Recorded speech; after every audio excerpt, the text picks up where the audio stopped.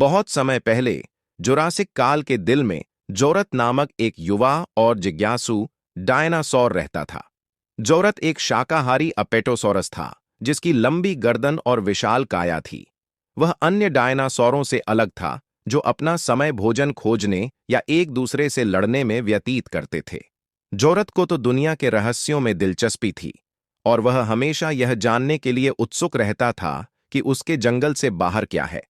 एक दिन जब वह जंगल के किनारे पर घूम रहा था तो उसने कुछ अद्भुत देखा। एक विशाल चमकदार नदी। वह नदी बहुत गहरी नीली थी और उसकी सतह पर आकाश का प्रतिबिंब दिखाई दे रहा था। लेकिन जोरत को जो सबसे अजीब लगा वह था नदी से आ रही अजीब सी फुसफुसाहट। ऐसा लगता था जैसे नदी खुद अपनी कहानियां सुना रही हो। जोरत ने उत्सुकता से नदी में अपना पैर डाला और अचानक नदी ने गहरी आवाज में बोलना शुरू किया। मैं समय की नदी हूं, उसने कहा।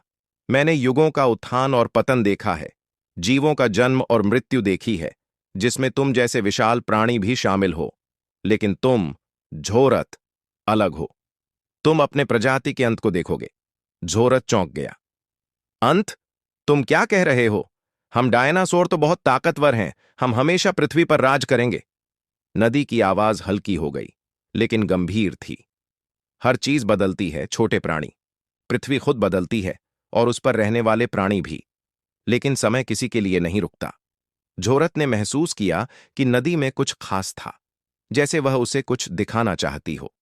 नदी मचलने लगी और चमकने लगी, और उससे पहले कि जोरत कुछ समझ पाता, वह एक अलग समय में पहुंच गया।